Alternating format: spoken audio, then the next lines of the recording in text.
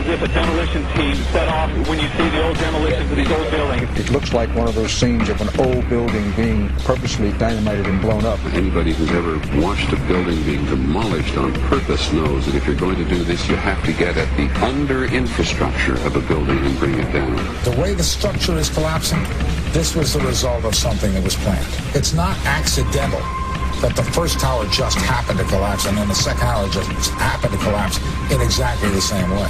How they accomplished this, we don't know. The building collapsed to dust. You don't find a desk. You don't find a chair. You don't find a telephone, a computer. The biggest piece of a telephone I found was half of the keypad, and it was about this big. What happened to the concrete? The concrete was pulverized from river to river. There was dust powder 2-3 inches thick.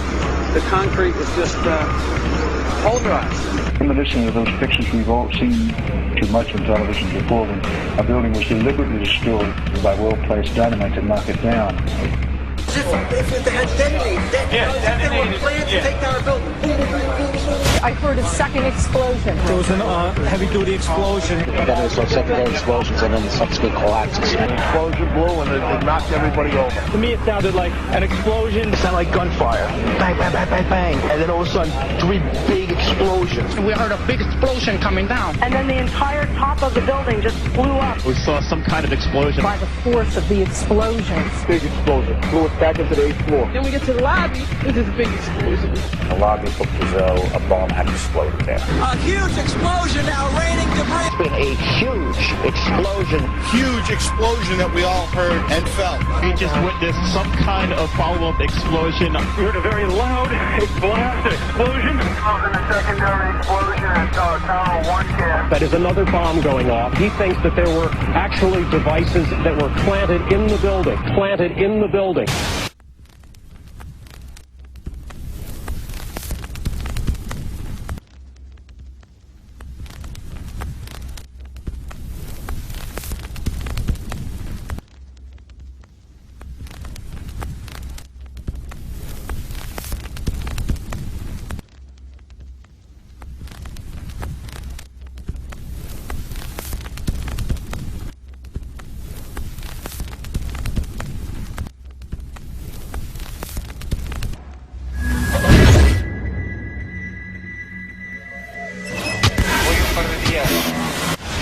I don't think anybody could have predicted that they would try to use an airplane as a missile, a hijacked airplane as a missile. Nobody in our government, at least, and I don't think the prior government that could envision flying airplanes into buildings. No specific threat involving really domestic operation or involving what happened, obviously, the city's airliner and so. There were no warning signs that I'm aware of. USA Today reports that in the 2 years before the attacks on September the 11th, NORAD conducted exercises using hijacked airliners as weapons. And one target was the World Trade Center.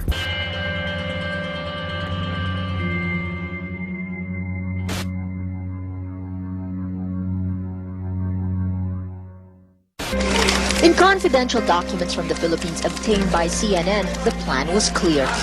He will board any American commercial aircraft, control its cockpit, and dive it at the CIA headquarters. Other buildings targeted the Pentagon and the World Trade Center.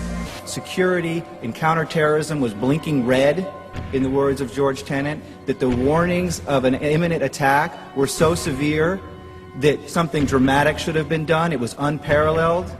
Instead, our president went on a month-long vacation.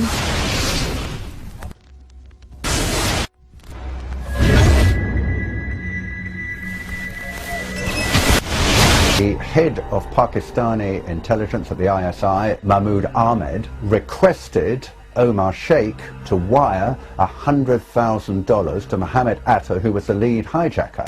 Hijacker Mohammed Atta received wire transfers via Pakistan. The man sending the money to Atta is believed to be Ahmed Umar Saeed Sheikh. Omar Sheikh admitted he was supported by the Pakistan government's intelligence service, the ISI.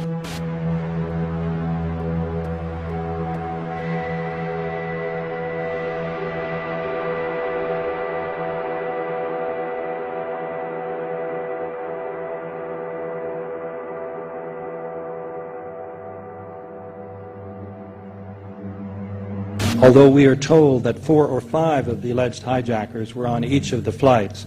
If so, their names should have been on the flight manifests.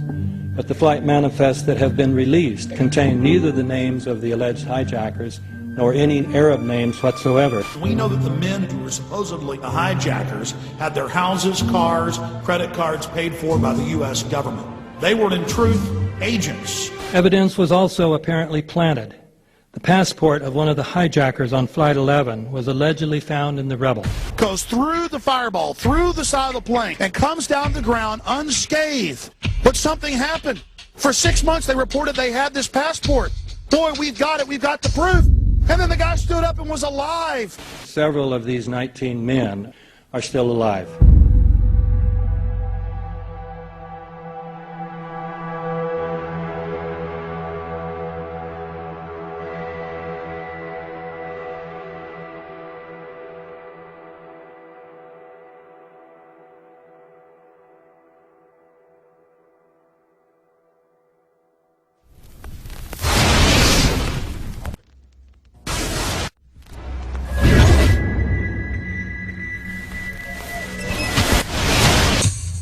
Of course we're after Saddam Hussein, bin Laden. He's January 2001, the Bush administration orders the FBI and intelligence agencies to back off investigations involving the bin Laden family, including 2 of Osama bin Laden's relatives, who were living, guess where, in Falls Church, Virginia, right next to CIA headquarters.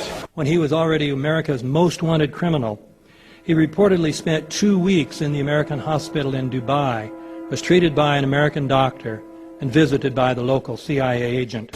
We have not seen one piece of evidence that links Osama bin Laden directly to the planning stages of September 11th. This failure to provide proof was later said to be unnecessary because bin Laden, in a video allegedly found in Afghanistan, admitted responsibility for the attacks. This confession is now widely cited as proof. But the man in this video has darker skin, fuller cheeks, and a broader nose than the Osama bin Laden of all other videos. We again seem to have planted evidence. In 1976, Osama's older brother Salim bin Laden hired a man in Texas by the name of Jim Bath to handle all the investments in the United States for the bin Laden family. Jim Bath also happens to be a personal, almost lifelong friend and former Air National Guard pilot with George W. Bush. The connections between the Bushes and the bin Ladens become much more clear when George Herbert Walker Bush made trips to Saudi Arabia in 1998 and 2000 to meet with the bin Laden family on behalf of a company called the Carlyle Group.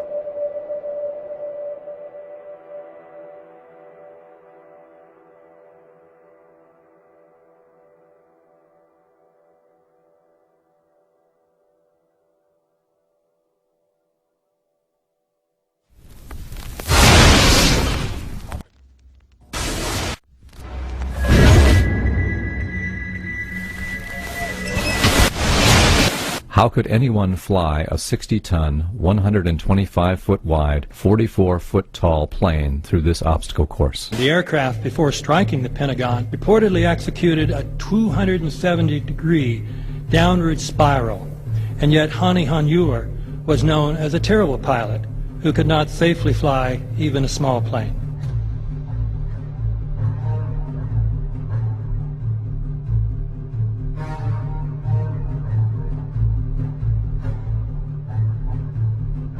No seats, no luggage, no bodies.